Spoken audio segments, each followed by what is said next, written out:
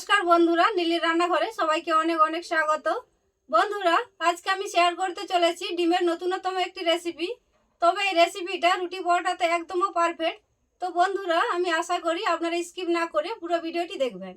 তো বন্ধুরা দেখুন, এখানে আমি রান্নার জন্য সব কিছু রেডি করে নিয়েছি। ডিমটা আমি আগে থেকেই খুব ভালো করে সেদ্ধ করে ডিমের খোলাটা ছাড়িয়ে রেডি করে নিয়েছি। এখানে আমি একটা গ্রেটার নিয়ে ডিমটাকে গ্রেট করে নেব। দেখুন কতটা সুন্দর করে গ্রেট করে নিয়েছি। এবারে আমি রান্নার জন্য কড়াই বসিয়ে দিয়েছি। তো কড়াইয়ের মধ্যে দিয়ে দিচ্ছি সরিষার তেল পরিমাণ মতো, একটা তেজপাতা। এবারে আমি দিয়ে দিচ্ছি গোটা জিরে পরিমাণ মতো। এবারে আমি দিয়ে দিচ্ছি পরিমাণ মতো পেঁয়াজ কুচি। তো খুব ভালো করে লাল লাল করে পেঁয়াজ ভেজে নিয়েছি। এবার আমি দিয়ে দিচ্ছি আদা রসুন বাটা পরিমাণ মতো।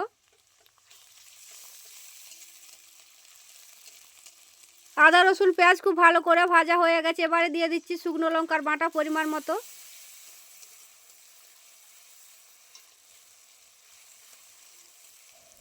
এখানে আমি দিয়ে দিচ্ছি জিরে বাটা পরিমাণ মতো।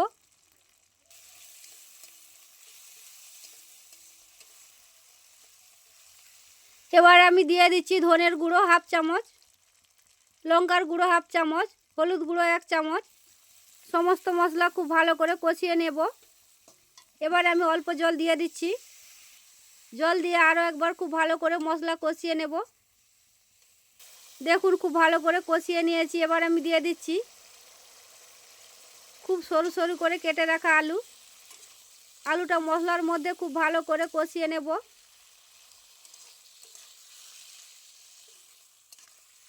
এবার আমি দিয়ে দিচ্ছি আলুর মধ্যে নুন পরিমাণ মতো। 2টো কাঁচা লঙ্কা কেটে রেখেছিলাম, দিয়ে দিচ্ছি। কিছুক্ষণের জন্য ঢেকে আমি আলুটা সেদ্ধ করে নেব। তো দেখুন আলুটা আমার সেদ্ধ হয়ে এসছে। আরও একবার খুব ভালো করে কষিয়ে নেব। এবার আমি এর মধ্যে দিয়ে দিচ্ছি গ্রেট করে রাখা ডিম সেদ্ধটা।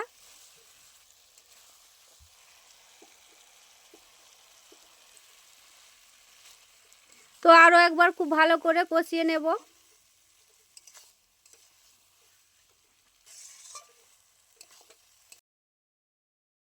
পরিমাণ মতো জল দিয়ে দিচ্ছি। খুব ভালো করে এবারে ফুটিয়ে নেব। স্বাদ মতো আমি নুন দিয়ে দিচ্ছি।